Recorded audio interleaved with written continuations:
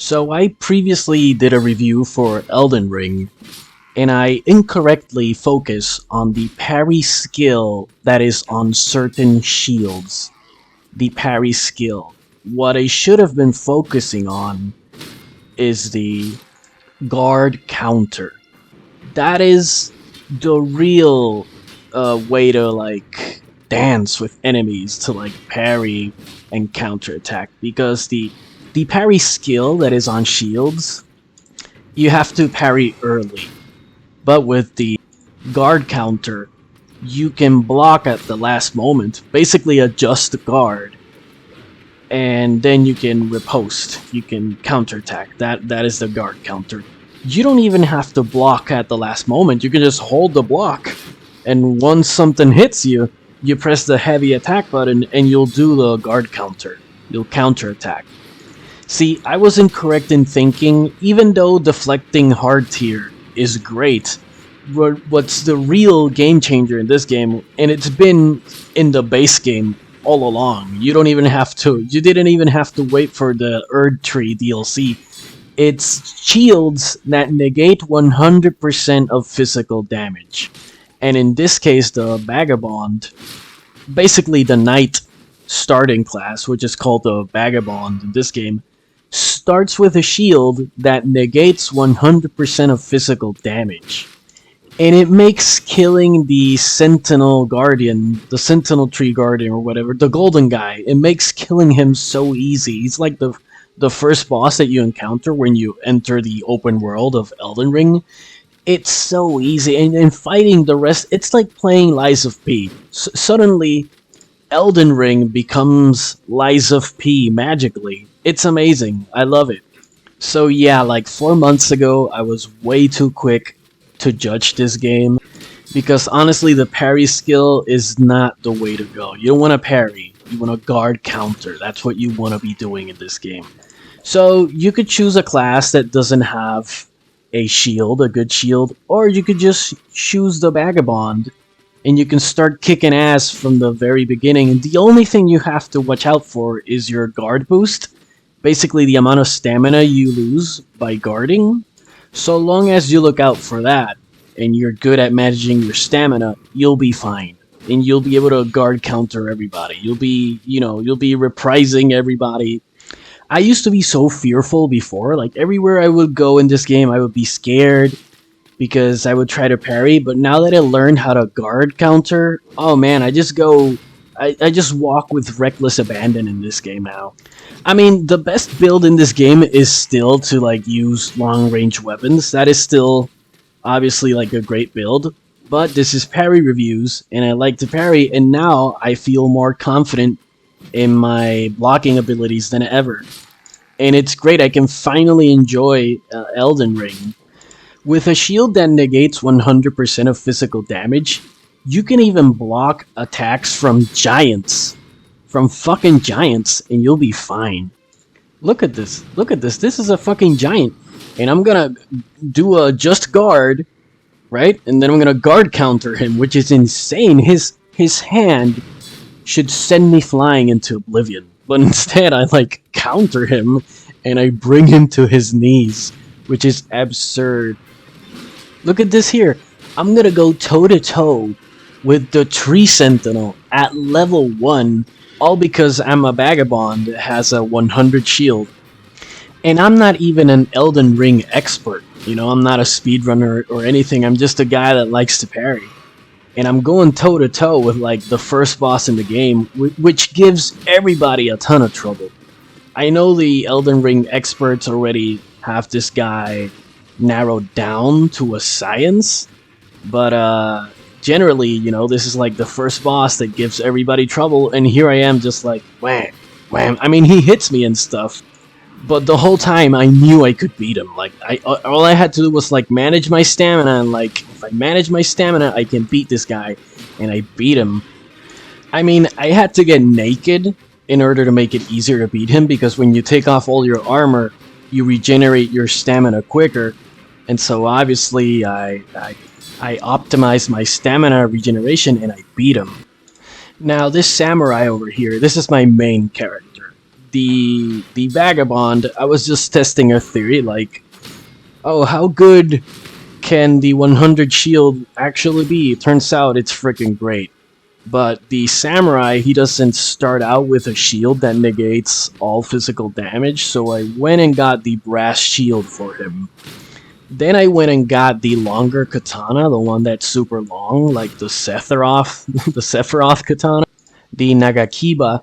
And as you can see on the right, my stats aren't even that extreme, you know? I just have like 22 dexterity, and then everything else is below 20.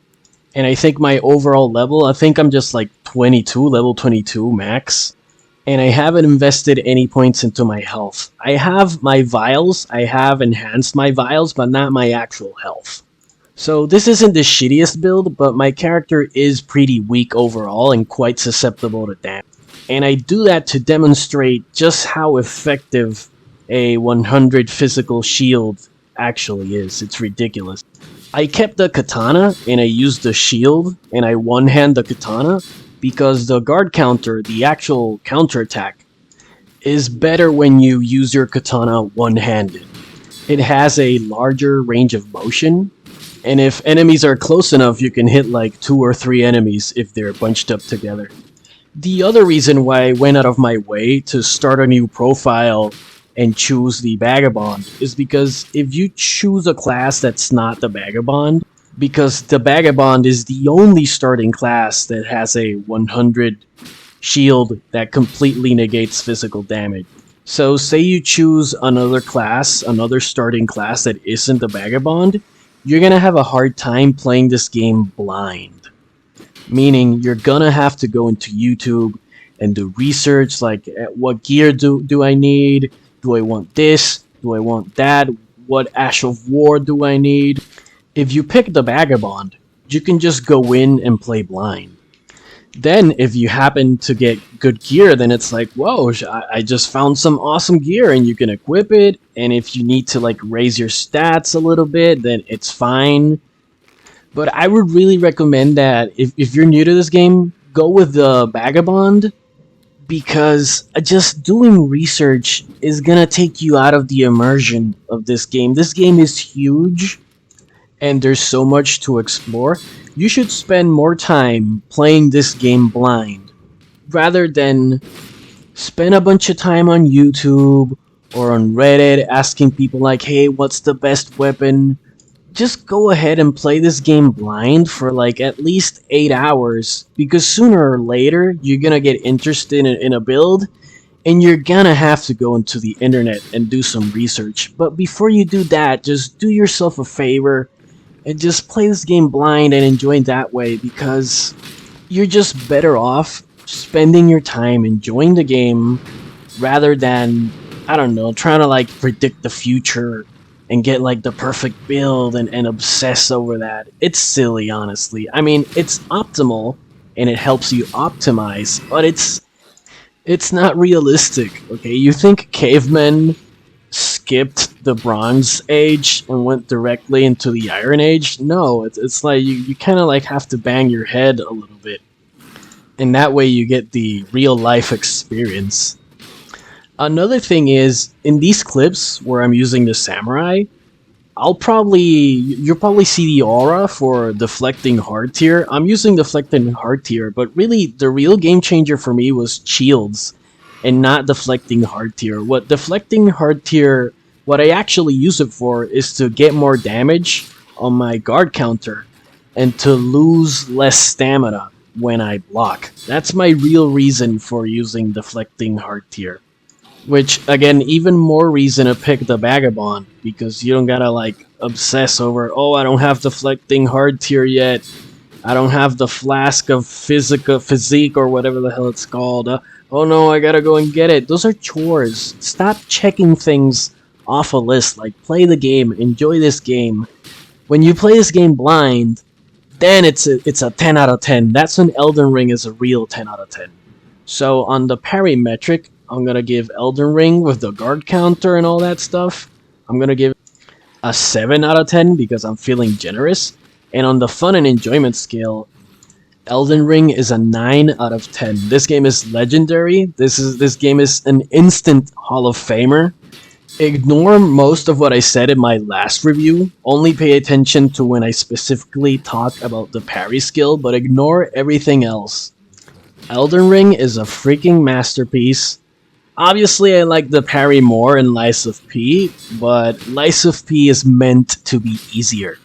Elden Ring is like, and Dark Souls, those are like the hard games that kick your ass, and Bloodborne.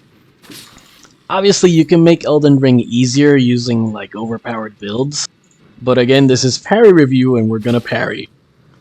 I tried to use thrusting weapons for a while because you can attack and block at the same time, so you can attack and still be safe. Light attacks only, not heavy attacks, so you can use light attacks and be constantly blocking. But I kinda didn't go with that because the guard counter on the katana is just so awesome. The katana has the quickest guard counter, which is why I picked it. And also, even if you use thrusting weapons, when you land an attack, you still lose stamina. And you're gonna need that stamina for when you guard counter. So not only is it less cool, but it doesn't lend itself to be used for guard counter, so I just went back to the katana. I tried the backhanded blade as well, but it's just easier to use the katana. And the katana's quicker, the guard counter is quicker than the backhanded blade. And you're too prone to dying when using the backhanded blades. When you dual wield them, it's too easy to die using them. So thanks for watching, take care, and enjoy.